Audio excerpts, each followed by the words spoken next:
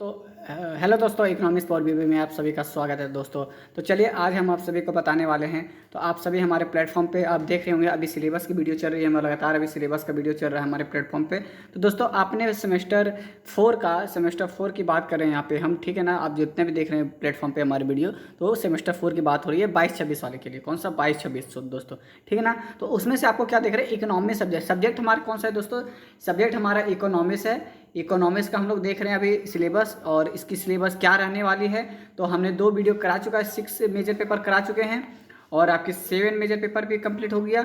और दोस्तों आज हम 8 कराने वाले हैं आप सभी को, और 8 में आपका सिलेबस क्या रहने वाला है मेजर पेपर 8 में, उन्हीं को बात करेंगे दोस्तों। तो ज़्यादा समय नहीं लेंगे दोस्तों। अगर आप हमारे प्लेटफॉर्म पर नए हैं तो तुरंत जुड़िए हमारे से, और अच्छे इन्फॉर्मेशन हमारे प्रोवाइड किए जाते हैं आप सभी के लिए, तो आप उनसे बेनिफिट ले सकते हैं दोस्तों। बाकी पुराने वाले जो भी हैं उनको पता है, डायरेक्ट शेयर करना है, लाइक करना है, और नहीं समझ में आता है कमेंट करना है। बस 2 काम करना है। तो दोस्तों आप यहाँ देख रहे हैं मेजर पेपर 6 हम कंप्लीट करा चुके हैं। अगर आप नए हैं, अगर नहीं देखें तो प्ले लिस्ट में जाके देख लीजिए। और 7 अगर आप नहीं देखें तो भी जाके प्ले लिस्ट में देख लीजिए। और 8 की आज हम बात करने वाले हैं। 8 का हमारा क्या रहने वाला है, public finance and international trade क्या होती है, उसके बारे में आज हम पूरी तरह से चर्चा करेंगे। इनमें से आपको एक एग्जाम में आपको क्या लेकर पूछेगा, पब्लिक फाइनेंस क्या होता है, इंटरनेशनल ट्रेड में आपको टॉपिक्स कौन कौन सी पढ़नी है, उसको भी क्लियर करेंगे। तो वीडियो में बने रहना। सबसे पहले हम बात क्या करेंगे, सबसे पहले हम इंग्लिश में देखेंगे दोस्तों। कौन सा पेपर में, इंग्लिश में हमारा क्या सिलेबस पूछा जाता है, उसके बाद हम हिंदी ट्रांसलेशन करके आप सभी को बताएंगे दोस्तों। तो चलिए सबसे पहले हम इंग्लिश को देख लेते हैं कि इंग्लिश में क्या हमारा रहने वाला मेजर पेपर 8 है। तो आप सभी हमारे प्लेटफॉर्म पे देख रहे होंगे, मेजर पेपर सेमेस्टर 4 की बात करें 22-26 वाले जितने हमारे स्टूडेंट हैं उन सभी के लिए दोस्तों, ठीक है ना। तो मेजर पेपर 8 है और क्रेडिट नंबर 4 इसको मिला जाता है। देखिए आ सकते हैं आप, यहाँ public finance and international trade क्या होती है इसके बारे में बताया गया है दोस्तों, ठीक है ना। इसमें आपको क्या क्या पढ़नी है आप सभी को मालूम है। नंबर हम नहीं बताएंगे, 75 नंबर का इंटरनल, 25 नंबर का एक्सटर्नल, एक्सटर्नल 75 और 25 इंटरनल। तो ये सब चीज़ों पे नहीं बात करना है, का ये सब चीज़ आप सेमेस्टर 3 तक समझ चुके हैं। डायरेक्ट हम पब्लिक फाइनेंस क्या होती है और इंटरनेशनल ट्रेड क्या होती है, उनकी टॉपिक क्या क्या पढ़नी है आप सभी को, ताकि एग्जाम में आप क्लास कर सकते हैं, क्वेश्चन लिख सकते हैं। तो यूनिट बाय यूनिट दिया गया है दोस्तों। आपको यूनिट 1 आपको देखना है। सबसे पहले यूनिट 1 में क्या पूछा गया, नेचर क्या होता है and scope of public finance. Public finance में क्या क्या स्रोत हैं, ठीक है ना, स्कोप क्या है, तो इसको हिंदी में बाद में करेंगे, पहले इंग्लिश को डिटेल क्लियर करते हैं। तो nature and scope public finance क्या था, what do you mean by nature and define the scope of public finance and what do you mean by scope of the public finance. ये भी question बन सकता है दोस्तों। इसमें आपको पढ़ना है क्या, 2 टॉपिक पढ़ना है। पॉइंट 1 में आपको पढ़ना है, देखिए मीनिंग 1 में पूछ सकता है, meaning and scope of public finance. सबसे पहले मीनिंग समझना है and scope of public finance. इसमें आपको क्या पढ़ना है, distinction between private and public finance. Private क्या होता है और पब्लिक फाइनेंस क्या होता है, दोनों को डिफाइन करना है, दोनों का इंटरवल पढ़ना है कि दोनों चीज़ें क्या होती है। उसके बाद अंतर देखते हैं, फिर गुण देखते हैं, फिर बेनिफिट देखते हैं, लॉस देखते हैं। दोनों सारी चीज़ें इस पर पढ़नी रहती है। तो 2-3-4 क्वेश्चन इनसे बनती है। दूसरा में आपको बोला है principle of maximum social advantage. Principle of social advantage का क्या मैक्सिमम प्रिंसिपल हो सकती है, उन सभी के बारे में पढ़ना है। तो ये भी 1-2 क्लास होती है, इनकी क्लास खत्म। टोटल क्लास इसका 5 चलेगा दोस्तों। 5 क्लास में ये पूरा एंड चैप्टर, ठीक है ना। चलिए यूनिट 2 में आप सबको बताते हैं public expenditure and public revenue क्या होती है, इन सब के बारे में पढ़ते हैं। तो इसमें आपको टॉपिक दे दिया गया, ज़्यादा नहीं पढ़ना है कि पब्लिक एक्सपेंडिचर क्या होती है, पब्लिक रिवेन्यू क्या होती है। तो कुछ पॉइंट आप सभी को बता दिया जाता है सिलेबस में, उसी से क्वेश्चन पूछा जाता है। तो पहला क्वेश्चन आप सभी को पूछेगा, मीनिंग क्या होता है, what do you mean by public and public revenue क्या है। क्लासिफिकेशन पूछ सकता है एंड स्कोप, मतलब ये सारे टॉपिक पढ़ना है आपको। Scope of principle of public expenditure क्या होती है। उसके बाद दोस्तों expenditure and on production and distribution. Expenditure जो होती है वो प्रोडक्शन पर किस तरह से हावी है, डिपेंडेड है, एंड डिस्ट्रीब्यूशन किस तरह से कर रही है, ठीक है, इनके बारे में पढ़ना है। चलिए दूसरा पॉइंट में आपको क्या पढ़ना है, सोर्स ऑफ पब्लिक रिवेन्यू क्या होती है। सोर्स ऑफ पब्लिक रिवेन्यू क्या होती है। सबसे पहला point taxation, direct and indirect tax क्या किस तरह से भरी जाती है। What describe the direct and indirect tax क्या होती है, ठीक है ना। दूसरा क्वेश्चन कुछ है, प्रोग्रेसिव क्या है एंड प्रोपोर्शनल किस तरह से है, और रिग्रेसिव टैक्स क्या होते हैं। ये सारे टॉपिक दे दिए गए, बस ये सारे टॉपिक आप सभी को पढ़ लेना है। तीसरा पॉइंट में आपको पूछा गया principle of taxation, benefit and ability to pay approaches, ठीक है।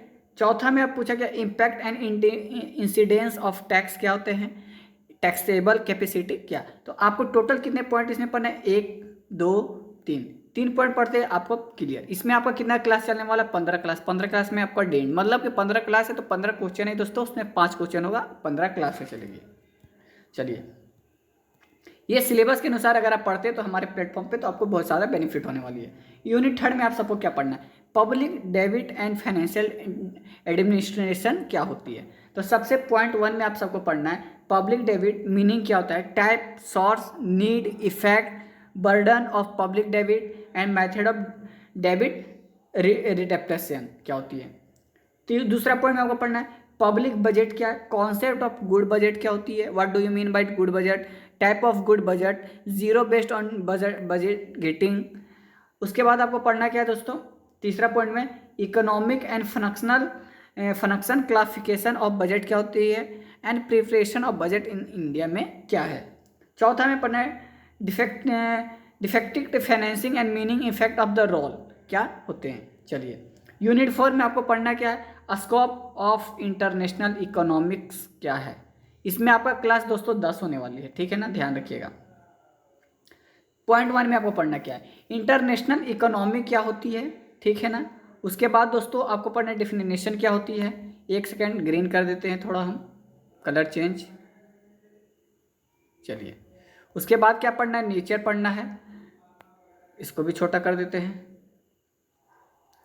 इंपॉर्टेंस क्या होता है, गेन क्या होता है, गेन फ्रॉम ट्रेड एंड ये ट्रेड्स क्या होती है उसके बारे में पढ़ना है। मेजरमेंट क्या होती है एंड डिस्ट्रीब्यूशन क्या है, ये सब के बारे में आप सभी को पढ़ना है दोस्तों, ठीक है ना। चलिए, 4.2 में आपको क्या पढ़ना है, देखिएगा, ध्यान दीजिएगा।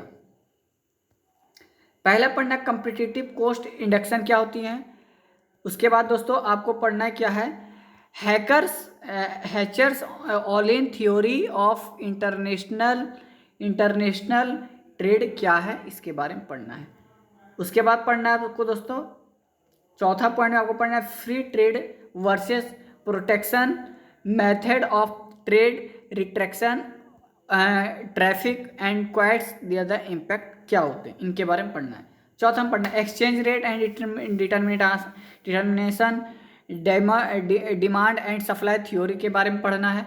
उसमें purchasing power of priority theory क्या होती है उसके बारे में आप सभी को कंप्लीट करना है। यूनिट 4 खत्म। यूनिट 5 में आपको क्या पढ़ना है, balance trade and balance of payment क्या होते हैं, ठीक है ना, इनके बारे में पढ़ना है। इसमें आपको पॉइंट 1 में आपको क्या पढ़ना है, concept and compound balance of trade, balance of payment क्या होते हैं, equilibrium and disequilibrium in balance payment, in of balance payment में क्या होती है, और consequences of the equilibrium in balance of payment, इसके टॉपिक में आपको क्या पढ़ना है, major to the correct deficit in balance of payment में क्या करना है, ठीक है, इसके बारे में पढ़ना है। 4.3 में आपको क्या पढ़ना है, बैलेंस ऑफ पेमेंट कृषि क्या होता है, need and importance of foreign capital क्या होता है, कैपिटल मतलब पूंजी होता है दोस्तों, उसके बारे में पढ़ना है। चलिए, फंक्शन ऑफ IMF क्या होती है, world bank, WTO with the reference of to India के बारे में पढ़ना है। 4 पॉइंट में एशियन डेवलपमेंट बैंक क्या है उनके बारे में पढ़ना है, और SAARC क्या होती है इनके बारे में पढ़ना है। तो ये सारे डिफाइन पढ़ना रहता है, ज़्यादा नहीं, डिफाइन आप खाली आप पढ़ लेते तो आप सभी का काम क्लियर हो जाता है दोस्तों। तो टोटल आप देख सकते हैं इसमें भी आपका 15 क्लासेस हैं दोस्तों। तो समय में अगर आप नीचे आते हैं, अब नीचे आते हैं 1 मिनट, तो इंग्लिश वाले जितने भी आप देख चुके हैं कि सिलेबस आपकी किस तरह से वो रहने वाली है, अब हम दोस्तों हिंदी में आप सभी को बताएंगे कि हिंदी में आप किस तरह से चैप्टर को जानेंगे। तो चलिए हिंदी में पहले देख लेते, तो उसके बाद नीचे लास्ट में हम बहुत सारे इंपॉर्टेंट बातें बताएंगे, आप वीडियो को स्किप ना करें दोस्तों। देखिए, ये सारे वही बात रही, सार्वजनिक एंड वृहत एंड अंतर्राष्ट्रीय व्यापार क्या उनके बारे में पढ़ना इस टॉपिक में, ठीक है। चलिए, समय में नहीं लेंगे, डायरेक्ट हम टॉपिक पे आते हैं। इकाई 1 में आपको पढ़ना क्या है दोस्तों, देखिएगा ध्यान, सार्वजनिक वृत्त की प्रकृति दायरा क्या है उसके बारे में पढ़ना है। तो इसमें सबसे पहले पॉइंट 1 में आपको पूछा जाता है दोस्तों, देखिएगा, पॉइंट 1 में आप सभी को पूछा जाता है सार्वजनिक वृत्त का अर्थ और दायरा, और निजी और सार्वजनिक वृत्त के बीच अंतर बताइए। बहुत सिंपल है, सार्वजनिक वृत्त क्या है उसके अर्थ पढ़ना है, दायरा पढ़ना, और निजी और उसके बाद ये तो एक टॉपिक हो गया। उसके बाद दूसरा टॉपिक आपको पूछा गया, निजी और सार्वजनिक वित्त के बीच अंतर बताइए। बहुत इंपॉर्टेंट क्वेश्चन ये आपका एग्जाम में पूछ सकता है। निजी और सार्वजनिक वित्त के बीच अंतर बताइए या डिफरेंस बताइए, वर्णन करें, ये भी पूछ सकता है। दूसरा पॉइंट में आपको पूछा गया है दोस्तों क्या, कि अधिकतम सामाजिक लाभ का सिद्धांत क्या होते हैं, इनके बारे में आपको डिफाइन कर देना है। चलिए, तीसरा में यूनिट 2 में आपको क्या पूछा गया है, यूनिट 2 में आपको पूछा गया सार्वजनिक व्यय और सार्वजनिक राजस्व क्या होती है। इनमें आपको पढ़ना है दोस्तों क्या क्या, ध्यान दीजिएगा आप लोग। पहला में पढ़ना है सार्वजनिक व्यय की सिद्धांत का अर्थ, वर्गीकरण, दायरा, उपादान, वितरण, सार्वजनिक व्यय का प्रभाव, इनके बारे में पढ़ना है। पॉइंट 2 में आपको क्या पढ़ना है, ध्यान दीजिएगा। सार्वजनिक राजस्व का स्रोत, कर, धन, प्रत्यक्ष अप्रत्यक्ष कर, प्रतिशील, अनुपातिक और प्रतिगामी कर क्या होती है, उनके बारे में पढ़ना है। फिर देखते हैं तीसरा पॉइंट में आपको क्या पढ़ना है, कारधन के सिद्धांत, लाभ और भुगतान करने की क्षमता क्या होती है, इनके बारे में पूरी डिफाइन पढ़ना है। ठीक है।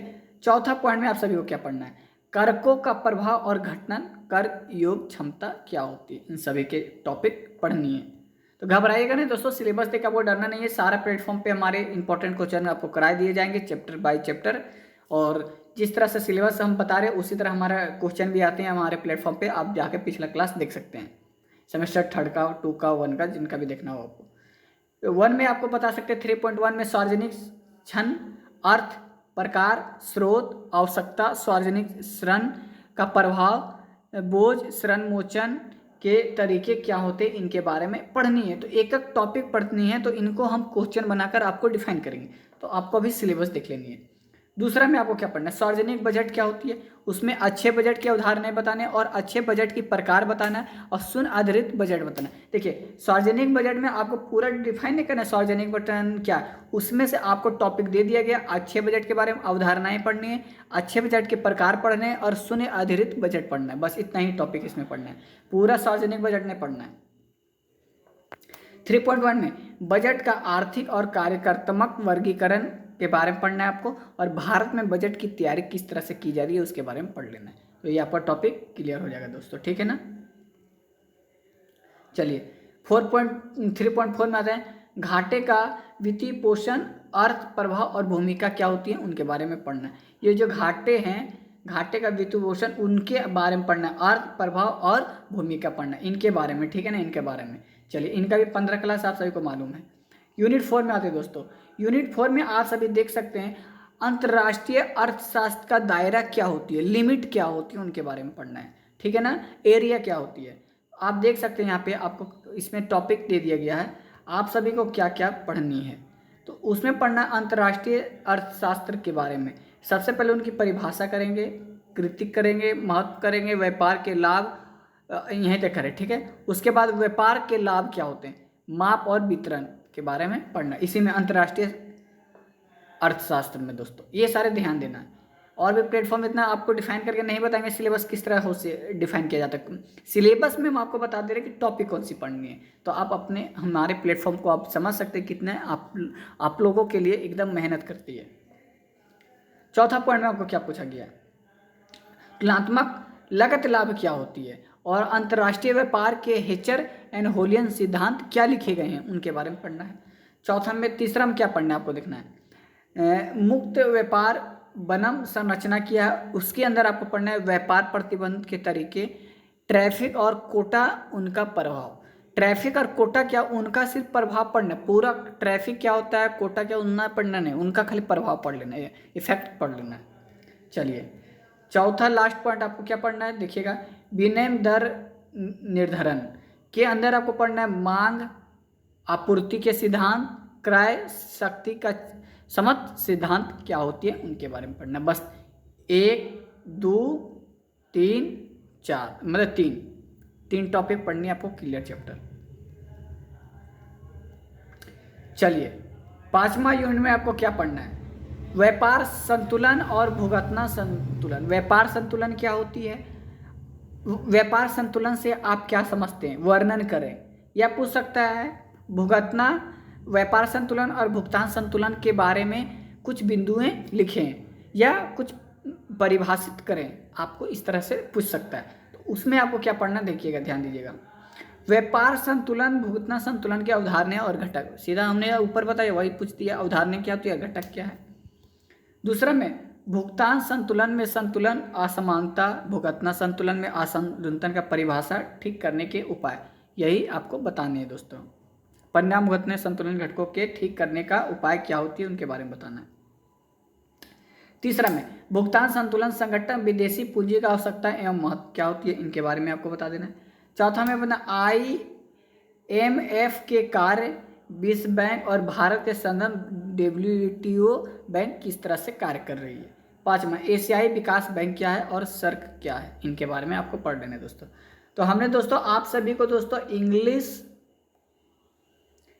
एंड प्लस हिंदी दोनों में दोस्तों हमने सिलेबस आपको करा दिए हैं। किनका दोस्तों, आप सभी को बता दें, इकोनॉमिक्स मेजर पेपर 8 का दोस्तों हमने करा दिया दोस्तों।